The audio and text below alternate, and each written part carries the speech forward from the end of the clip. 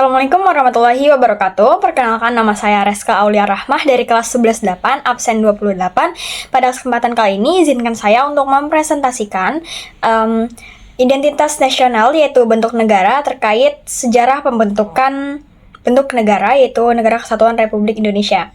Jadi, proses atau sejarah pembentukan bentuk negara ini terjadi melalui beberapa tahapan atau proses. Jadi, pada tahap yang pertama yaitu pada masa prakemerdekaan, yakni sebelum Indonesia merdeka.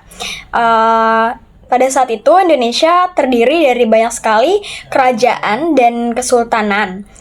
Nah, pada abad ke-16, Belanda datang ke Nusantara untuk menjajah Nusantara dan kemudian membentuk pemerintahan kolonial Belanda dengan nama Hindia Belanda. Nah, namun pada saat itu belum ada konsep negara Indonesia yang dikenal seperti sekarang ini. Nah, lalu proses yang kedua yaitu terjadinya perdebatan bentuk negara dalam sidang BPUPKI tahun 1945. Yang dimana para tokoh bangsa ini mereka berdiskusi pada sidang BPUPKI dalam menentukan kira-kira apa nih bentuk negara yang paling cocok. Nah, pada saat berdiskusi itu terdapat dua pilihan utama, yaitu bentuk negara pilihan yang pertama itu bentuk negara federal dan yang kedua bentuk negara kesatuan. Nah, bentuk negara kesatuan ini yaitu bentuk negara yang dimana sistem pemerintahannya ini berpusat pada pemerintahnya sendiri. Jadi pemerintahnya yang mengatur seluruh wilayah.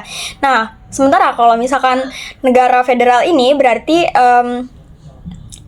memberikan lebih banyak kewenangan kepada daerah. Nah, akhirnya setelah melalui banyak perdebatan, mayoritas dalam forum tersebut sepakat bahwa bentuk negara akan menjadi negara kesatuan karena dianggap lebih sesuai untuk menyatukan seluruh wilayah yang sebelumnya ini dijajah oleh Belanda. Nah, proses yang ketiga yaitu masih pada tahun 1945, yakni pada proklamasi kemerdekaan dan penetapan negara kesatuan. Nah, jadi pada tanggal 17 Agustus 1945, Indonesia kan memproklamasikan kemerdekaannya. Dan sehari setelah membacakan proklamasi kemerdekaan Indonesia itu,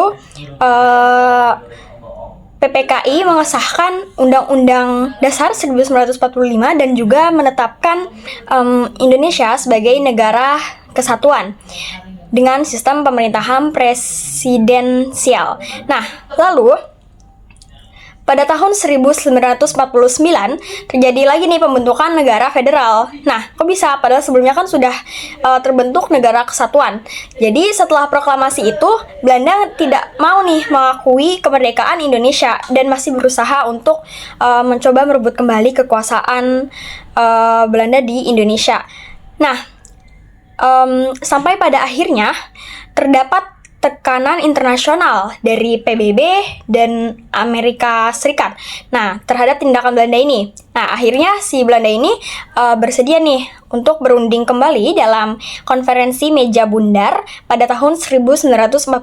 Hasilnya Belanda ini mengakui kemerdekaan Indonesia, tetapi dengan syarat Indonesia ini harus menjadi negara federal yang disebut Republik Indonesia Serikat atau RIS. Nah, sebagai informasi, RIS ini adalah bentuk negara federal yang dibentuk oleh Belanda, yang dimana merupakan suatu upaya Belanda untuk memecah belah Indonesia, untuk mengendalikan Indonesia secara tidak langsung. Jadi bisa melemahkan persatuan Indonesia, dan akhirnya Belanda ini masih bisa mempengaruhi pengaruhnya terhadap Indonesia. Nah, lanjut proses yang terakhir yaitu pada tahun 1950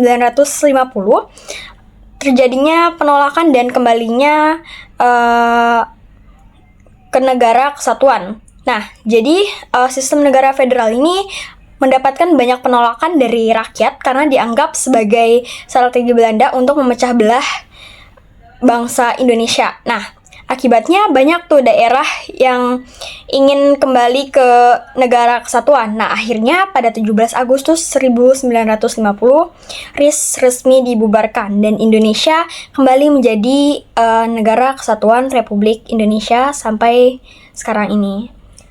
Demikian presentasi dari saya, kurang lebihnya mohon maaf. Wassalamualaikum warahmatullahi wabarakatuh.